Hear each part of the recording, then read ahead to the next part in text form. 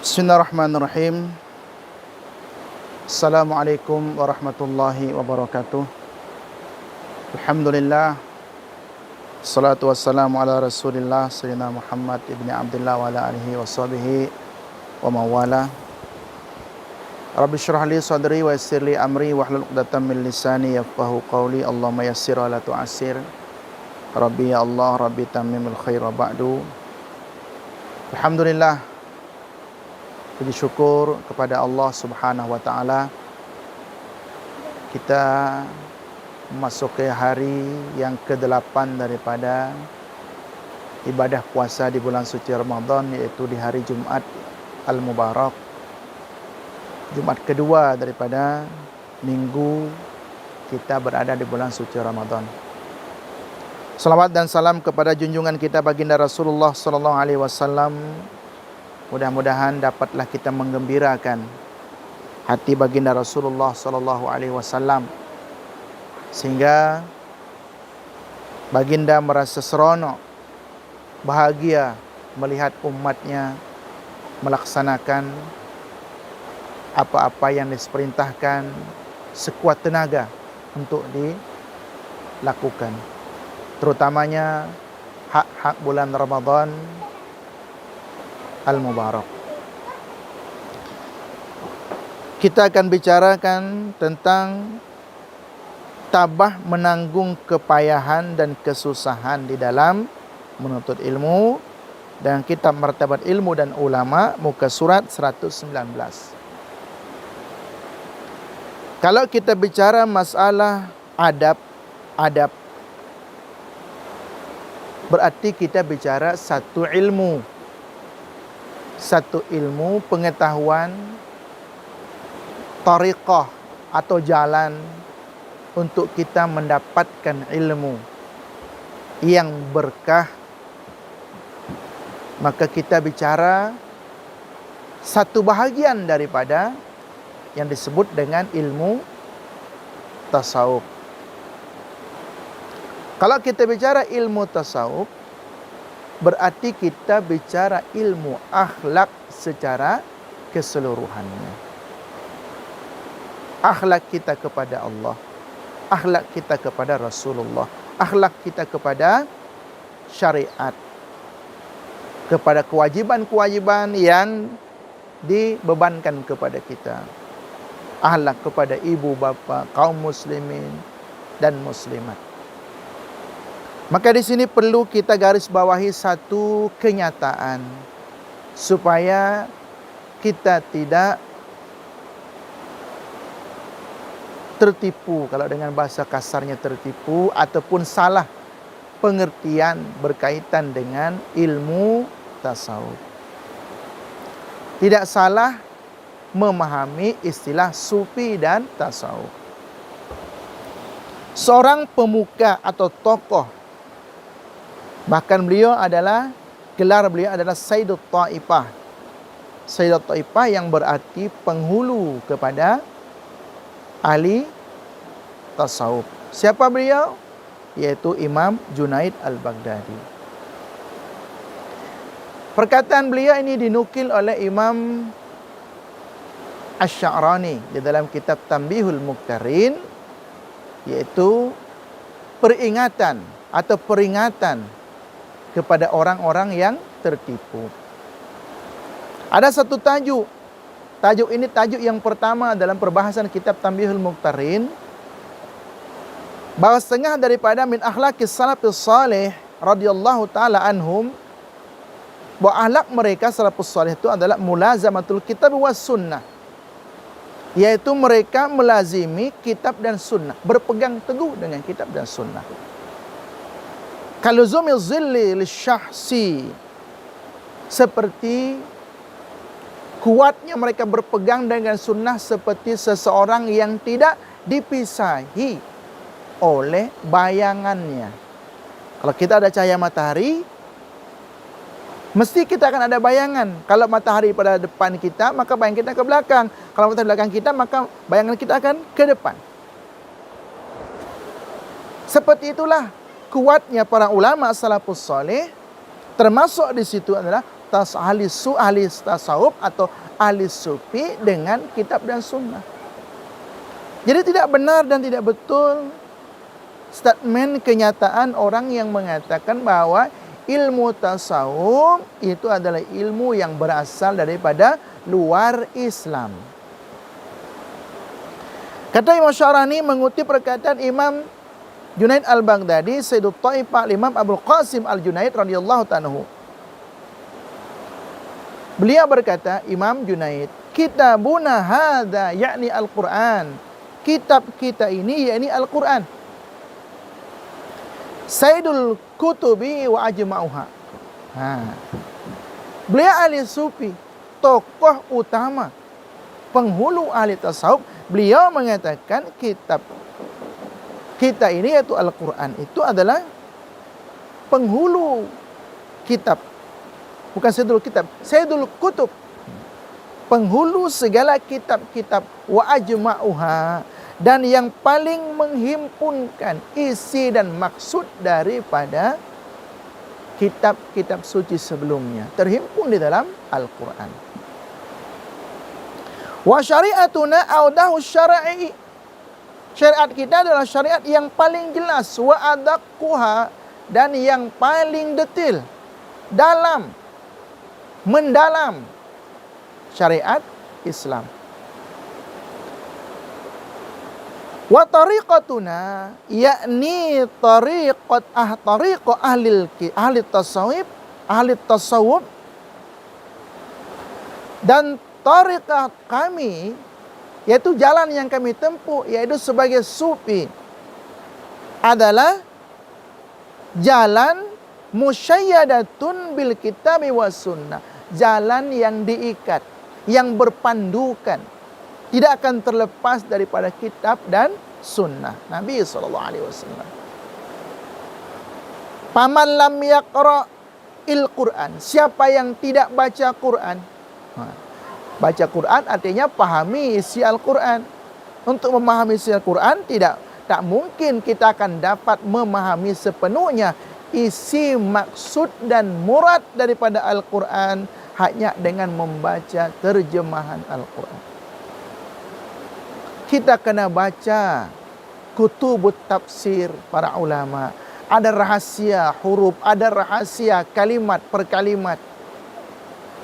Nah, untuk memahami rahasia kalimat dan huruf Al-Quran, tak mungkin hanya kita boleh paham dengan terjemahan. Kena belajar gramatik, belajar ilmu tata bahasa Arab, nahwu, saraf, mantik, balaghah, badi, bayan, mustalah hadis, ulumul Quran, asbabun nuzul, asbabul urud hadis, semuanya kita kena pelajari.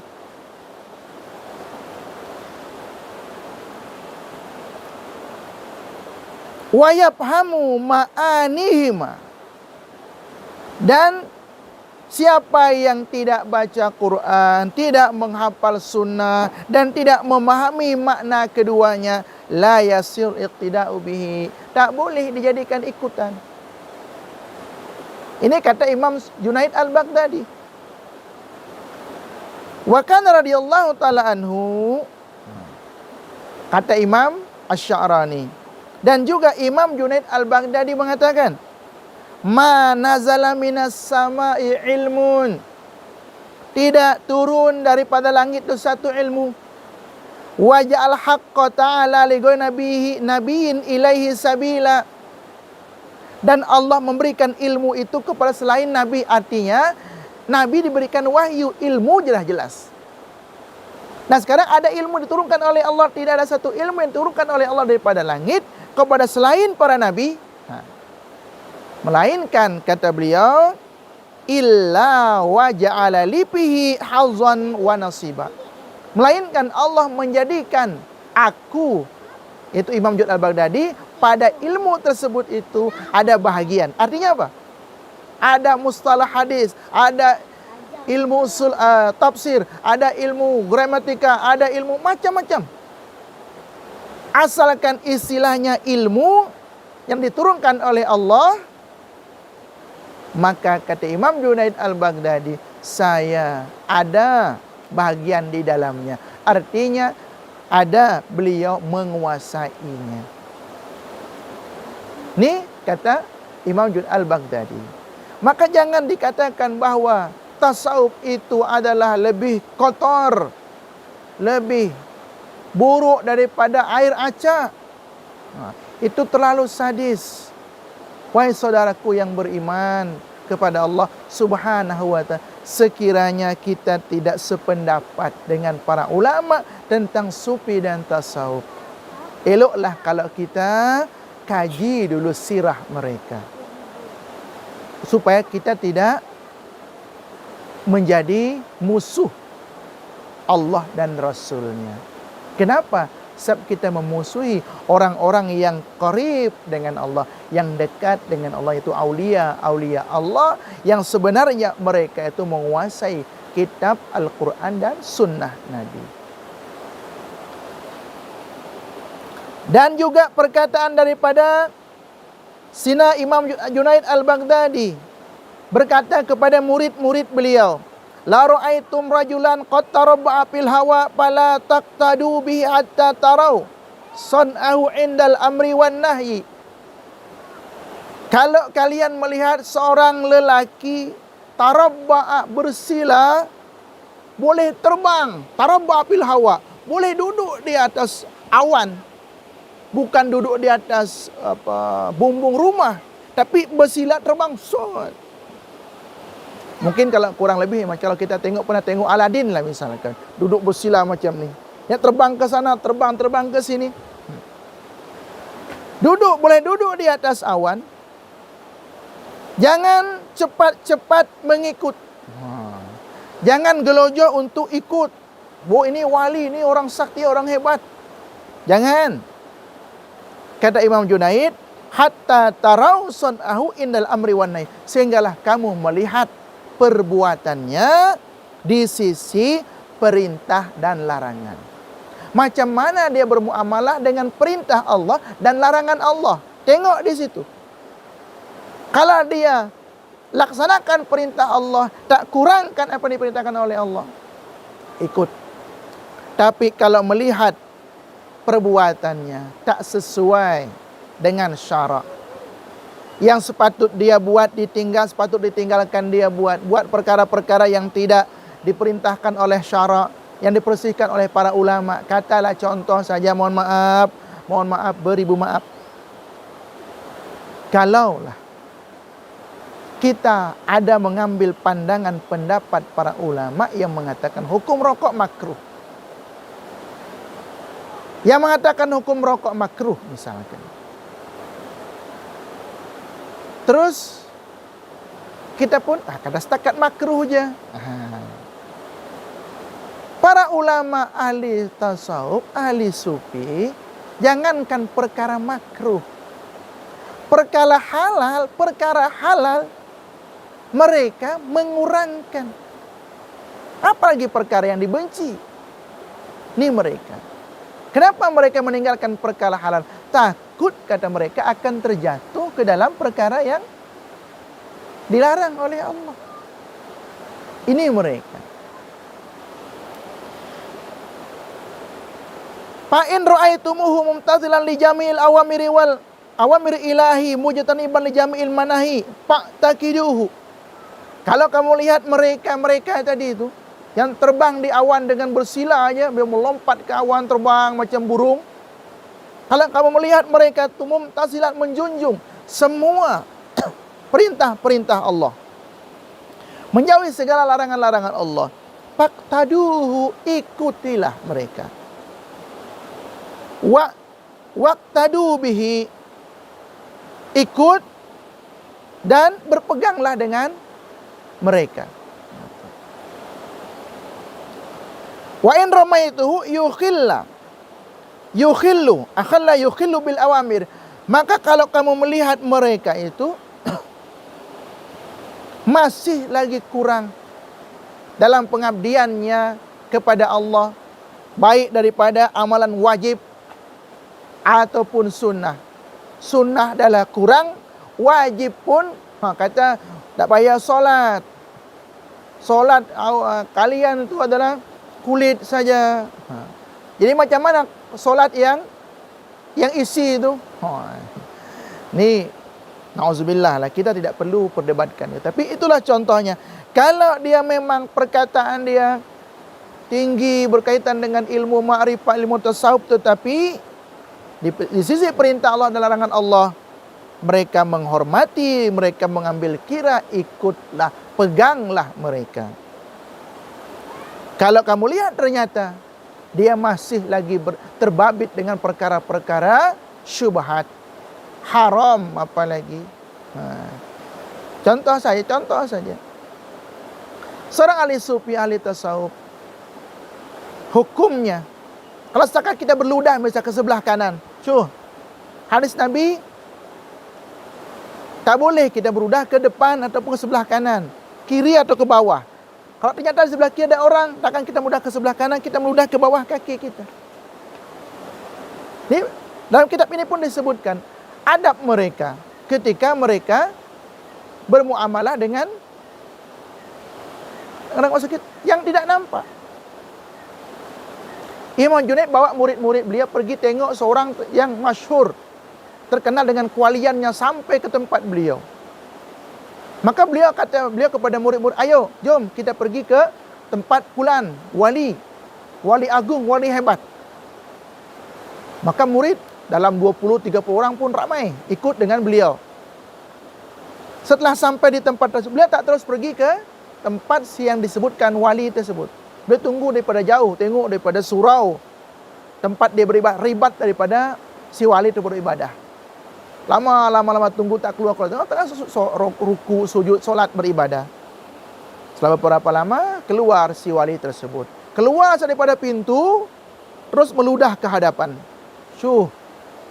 Kata Imam Junaid, jom kita balik. Kata murid, ya Imam, takkan jauh-jauh kita datang pun kita tak pergi jumpa dengan dia. Kita balik. Pasal apa tuan? Pasal apa tuan Imam? Tengok. Beludah ke hadapan. Dia mengaku mendapat rahsia, mendapat ilmu makrifat, ilmu fuyudat, nafahat daripada Allah. Dia pengakuan dia, sedangkan syariat yang jelas saja dia tak boleh jaga. Ludah ke hadapan, keluar je pintu, ludah ke hadapan. Itu contohnya. Itu tuan-tuan yang dirahmati Allah Subhanahu wa taala. Okey, maka sekarang kita masuk kepada kitab yang kita pelajari, yaitu adab penuntut ilmu. Tabah menanggung kepayahan dan kesusahan. Ini adalah satu keadaan di mana keadaan seorang talibul ilmi ini kena bersabar, menanggung segala kepayahan. Maka termasuk daripada perkara yang cukup perlu kita respect, perlu kita acungkan jempol lah macam ni lah kepada EJK Surau yang berkenan, alhamdulillah, walaupun keadaan macam ni masih memikirkan macam mana umat ini agar tidak leka. Kalau kita duduk rumah, kita boring, maka kita kenalah tengok kuliah-kuliah asatizah yang ada, yang mungkin ada yang live, mungkin ada yang recording, disampaikan kepada kita. Maka tahammulun nasabi wal masyaqqati, menanggung segala kepayahan dan kesusahan bagi orang yang menuntut ilmu. Ketahanan menanggung derita dan susah dalam perjalanan dan perantauan merupakan suatu sikap yang mesti dimiliki oleh penuntut ilmu, seperti yang dialami oleh Nabi Musa alaihissalam. Ini satu gambaran yang jelas dalam Al-Quran bagaimana Nabi Allah Musa ketika beliau hendak menuntut ilmu, berjumpa dengan Nabi Allah Hadir. Ada yang bukan Nabi Haidir, yang menuntut Nabi Allah Hadir. Maka ketika dalam perjalanan menuntut ilmu, kata baginda, sesungguhnya kami benar-benar mendapat kepayahan daripada perjalanan ini, yang Allah rakamkan dalam surah Al-Kahfi ayat 62. Payah, memang susah dalam menuntut ilmu. Jadi kalau ada kita hendak mengantar anak kita pergi ke ma'had, sebuah ma'had tahfiz ataupun ma'had pondok pesantren. Kemudian anak kita tengok keadaan yang ala budak-budak makan guna talam, tak selesa makan, mandi pun kadang kena beratur, ramai orang. Terus dia kata, ayah cari tempat lain lah, cari pondok lain lah yang kita boleh selesa.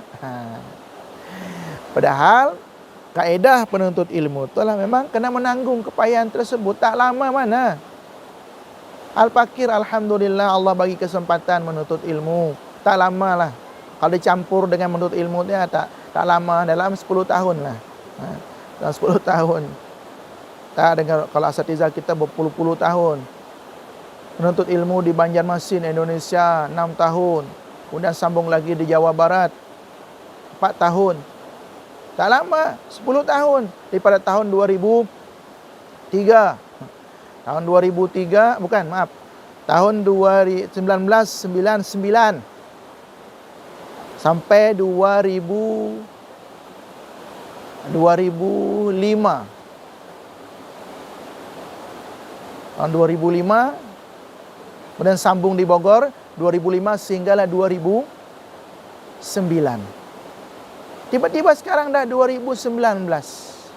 Sekejap je kita rasa. Memang saat menuntut ilmu, rasa lama, rasa bilalah nak berakhir tahun ni.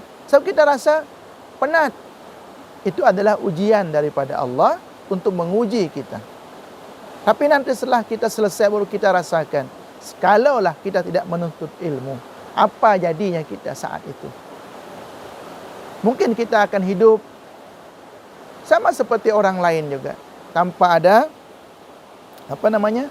tanpa ada yang perlu boleh kita buat. Nih musim sekarang nih. Ya tuan-tuan rahimakumullah. Kita amalkan ilmu, salah satu di antara kita mengamalkan ilmu kita adalah Quran kita baca. Solat kita tambah solat-solat sunnah. Tarawih bukan hanya tarawih yang 8 rakaat. Kalau orang tarawih 23 dengan witir, kita hanya 8 berarti kita kurang. Okey, kita balik rumah nanti tengah malam kita bangun, kita sambung. Kalau tak boleh buat 23 juga, jangan tak buatlah di tengah malam menjelang sahur. Minta ampun, istighfar kepada Allah. Supaya nampaklah kita ni ada orang yang lebih daripada orang lain. Kalau kita duduk mengaji, banyak-banyak mengaji, tapi ilmu tak kita amalkan. Tanggungjawab kita kepada ilmu. Kata ilmu, awak tuntut saya, sekarang dah ada, saya dah ada pada diri awak, ada pada diri anda, bila saya nak diamalkan? Seolah-olah ilmu tu bertanya seperti itu. Ni tahu padilah solat sunat, tahu padilah baca Quran. Banyak-banyak baca Quran. Contoh saja, kalau kita boleh khatam Quran sekali je 1 bulan. Cukup sekali, maknanya sehari kita kena habiskan 1 juzuk. Kalau kita solat ada 5 waktu, 2 helai. Setiap selepas solat 2 helai. Tiap-tiap selepas solat 2 helai misalkan. Maka cukup untuk kita khatam dapat 1 juzuk sehari. Sebulan 30 juzuk khatam. Kita ada masa misalkan sekarang, daripada sekarang kita hidup ada 30 tahun ke depan. Bayangkan. Setiap tahun kita khatam Quran 12 kali. Itu kalau kita rajin. Bahagia kita nanti. Al-Quran akan menemani kita di dalam kubur. Di akhirat dia akan menjadi pemberi syafaat, pertolongan kepada kita. Seronok kita. Daripada Quran ada di rumah kita, tapi musim time Ramadan saja kita ambil Quran kita baca. Ya alhamdulillah, Allah masih bagi umur kepada kita untuk kita boleh beramal, beribadah. Kalau kita tak boleh salat sunat, banyak-banyak baca Quran. Kalau kita tak boleh baca Quran, banyak-banyak baca selawat. Tak boleh kita baca selawat, banyak-banyak bacalah. Ada ibadah kita tu biar pelbagai. Zikirnya ada, salawatnya ada, baca Qurannya ada, solat sunat pun ada juga. Tarawih pun ada, alhamdulillah. Mudah-mudahan Allah menjadikan kita dengan amal-amal tersebut mendapatkan husnul khatimah. Ini sebagai bukti orang yang menuntut ilmu. Kalau tak yang tu, apa beza kita dengan orang yang tak menuntut? Orang yang tak menuntut, dia tak tahu padilah baca Quran, sama aja. Ramadan kata Ramadan sama. Nak buka Quran tak tahu baca. Nak baca Quran, nak belajar malu. Akhirnya apa boleh buat? Tak ada apa-apa dah. Sebulan berlalu je. Hanya puasa, malam tarawih 8 rakaat. Itulah yang boleh dibuat. Tak ada beza. Kalau kita pun sama seperti itu. Jadi kenalah kita berbeza. Zikir kita pertingkatkan, baca Quran kita baca banyak-banyak. Allah Subhanahu wa taala menerangkan, merakamkan kisah ini di dalam Al-Quran untuk mengajar penuntut ilmu, khususnya bahawa perjalanan mencari ilmu itu tidak sunyi daripada kepayahan.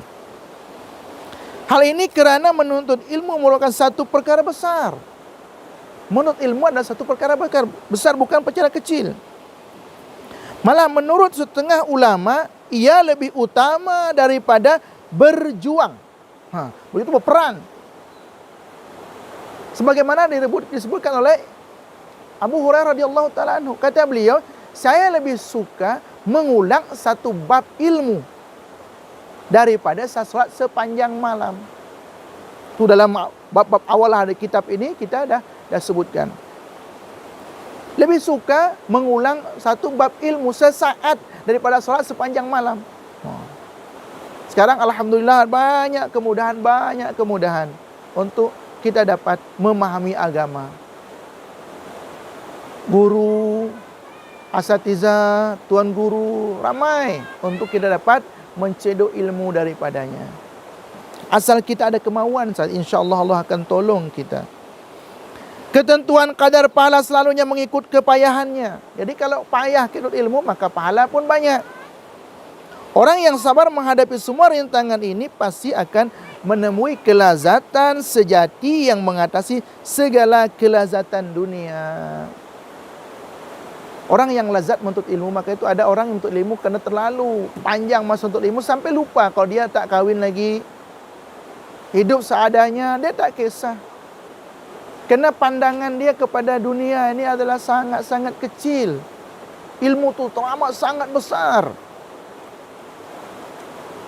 Maka itu para ulama kita mengajarkan kita untuk menuntut ilmu dengan, ya kalau kita tapi kepayah ini jangan dicari. Kepayahan menurut ilmu jangan dicari. Dia akan datang sendiri.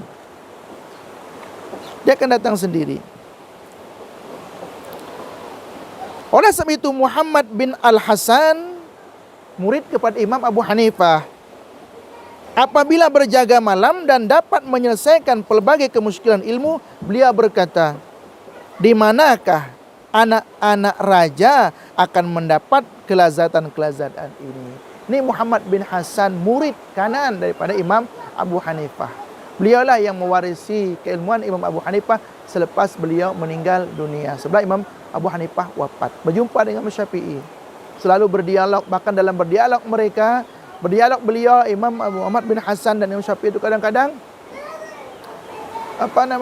disebutkan dalam riwayat itu sampai ketika berhujah itu, sampai Imam Muhammad bin Hasan tu butang baju dia koyak, berhujah berdebat dengan Imam Syafi'i. Maka daripada itu Imam Syafi'i itu menjadi alim, banyak berdialog, banyak berdiskusi dengan para ulama-ulama.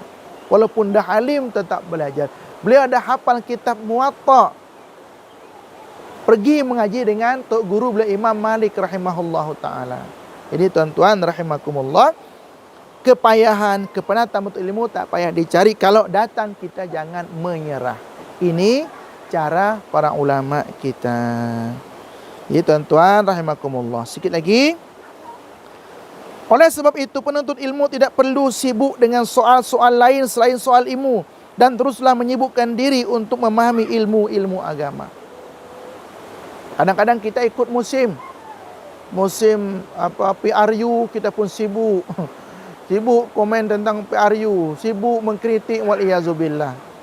Jadi penuntut ilmu tidak perlulah memberikan diri dengan perkara-perkara yang tidak dia tidak membidanginya, tidak pakar di dalamnya, akan menyebabkan tergoresnya hati orang. Dengan kata-kata kita juga akan menyebabkan kita jadi rosak hati, saling membenci. Muhammad bin Hasan berkata, sesiapa yang ingin meninggalkan ilmu ini sesaat, maka biarlah dia tinggalkan sekarang. Beliau marah kepada orang yang untuk ilmu, maka itu di An-Nur tidak ada istilah. Kalau santri kadang-kadang dia nak ambil SPM dulu, nanti sambung balik, balik teruslah, tak payahlah. Ni Imam Muhammad bin Hasan seperti itu. Siapa yang nak meninggalkan ilmu ini sesaat, sekarang juga tinggalkan, tak payah tunggu nanti, kata beliau. Hadis kerana kerja kami bermula daripada buayan sampai ke liang lahat. Kerana ilmu itu adalah perkara yang dilakukan daripada buayan hingga ke liang lahat. Walaupun hadisnya dipermasalahkan oleh para ulama, tetapi makna hadis itu sahih maknanya. Tuan-tuan, hadirin hadirat rahimakumullah, mudah Allah Subhanahu wa taala memberikan kekuatan kepada kita, dapatlah kita beramal dengan apa yang telah diberikan panduan oleh para ulama. Hargai para ulama, hormati mereka, ta'zim mereka. Dan satu yang perlu kita ingat, kalau kita tidak arif dalam satu perkara ilmu dan bidangnya, jangan kita cepat-cepat untuk menuduh kepada orang. Contohlah menuduh sufi tasawuf dengan perkara pusat. Akhlak itu tersimpul pada perkara buat orang-orang sufi, tapi sufi yang betul-betul. Kita tak mau dengan sufi-sufi yang istilah hanya nama saja, tetapi pekerjaan tidak sesuai dengan nama yang mereka sandang sufi. Sufi itu bukan joget-joget, bukan. Sufi itu bukan hidup hura-hura, bukan. Mereka orang yang hanya Allah dan para malaikat yang kenal mereka. Mereka tak mau kebaikan mereka dilihat oleh orang lain. Mereka mengira bahawa kebaikan yang dilihat oleh orang lain itu adalah aib. Sebagaimana kita menyembunyikan keburukan kita kepada orang lain, sepertilah para ulama sufi tasawuf menyembunyikan kebaikan mereka agar tidak dilihat oleh orang lain. Hadirin hadirat rahimakumullah, minta ampun atas segala kesilapan kekurangannya. Hadanallahu wa iyyakum ajma'in billahi taufiq wal hidayah. Wassalamualaikum warahmatullahi wabarakatuh.